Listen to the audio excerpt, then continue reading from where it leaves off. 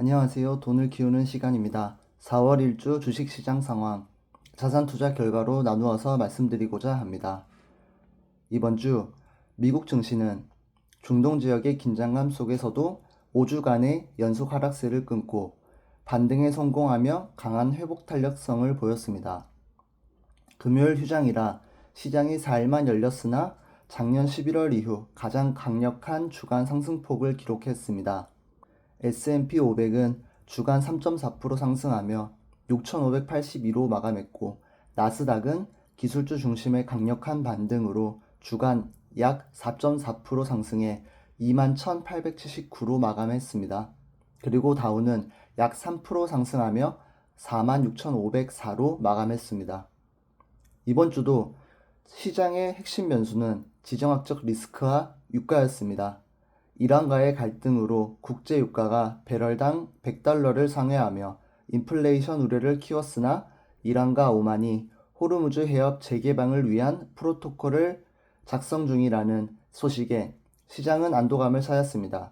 실제로 목요일 시장은 초반 큰 하락세를 보이다가 장 마감에는 하락세를 회복하고 종목들 대부분 상승으로 끝났습니다.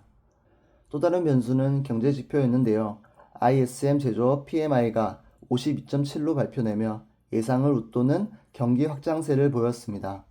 개별 종목은 인도량 발표가 있었던 테슬라에 이목이 집중되었는데요. 3월 인도 실적이 시장 기대에 못 미치며 목요일 하루에만 5.4% 이상 하락했습니다. 테슬라에 대한 투자를 5년째 이어가고 있는 저는 요즘이 가장 힘든 시기인 것 같습니다. 하지만 지금 제가 느끼고 있는 포모는 옵티머스, FSD 등 호재가 실적으로 나타날 때 주가의 폭발적 상승으로 극복이 될 것 같습니다. 트럼프가 전쟁 초에 말했던 4주에서 6주의 기간이 이번 주, 다음 주인데 한번 크게 탁호를 해줬으면 좋겠습니다. 3월 4주차 대비 4월 1주차에 저의 전체 계좌는 5,400만원 상승하였습니다. 주식을 보면 전주 대비 환율은 0.72%, 속슬은 13.2%, 테슬라는 마이너스 0.3%, 아이레는 마이너스 0.9%, QLD는 플러스 7.8%, 마이크로소프트는 플러스 4.7%, 유나이티드 헬스그룹은 플러스 7%, 아이온큐는 플러스 6.5% 상승 하락하였습니다. 이번 주 월요일에 지난주처럼 급락을 해서 도대체 언제까지 어디까지 떨어질까는 생각에 기분이 좋지 않았습니다.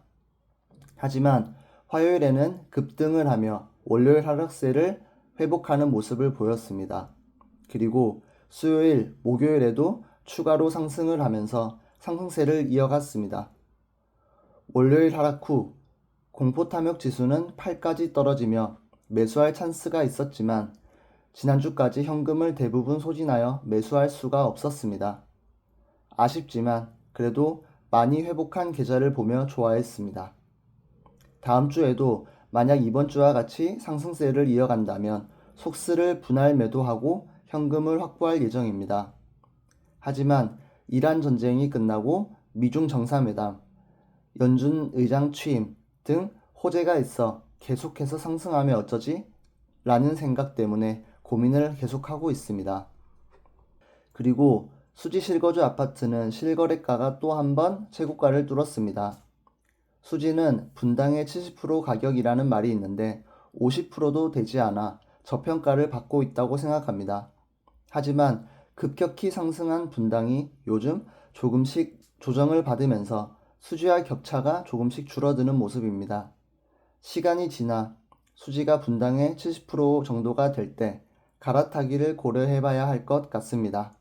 그리고 주식이 폭락할 때 부동산이 상승하며 계좌를 지켜주었는데 이번 주는 두 가지 모두 상승하니 기분이 더욱 좋았습니다. 이번 하락장에서 저는 성장한 것 같습니다. 저는 24년 12월 트럼프 당선으로 테슬라 2배 레버리지인 TSLL이 41달러까지 상승했을 때 욕심으로 분할 매도를 하지 못했던 경험이 있었습니다. 8달러에 1억 원 매수를 하고 5억 원이 되었을 때 10억 원이 될 줄 알았거든요. 근데 이 상승은 실적이 뒷받침되지 않는 상승이었습니다. 그래서 경제정책 관련해 트럼프와 머스크가 싸우면서 테슬라 상승에 대한 기대감은 급격히 하락하였고 결국 10달러대까지 내려온 후에야 매도할 수 있었습니다. 순식간에 4억 원이라는 평가 금액을 놓친 저는 문제가 무엇인지 생각했습니다. 실적이 뒷받침되지 않는 종목은 언젠가는 원래의 적정 가격대로 돌아간다. 이 결론을 내리고 얼마 지나지 않아 반도체 3배 레버리지에 투자하게 되었습니다. AI에는 반도체가 필수라 SOXX가 언젠가는 전고점을 뚫을 것이라는 확신이 있었고 그 일은 26년 1월 실제로 일어났습니다.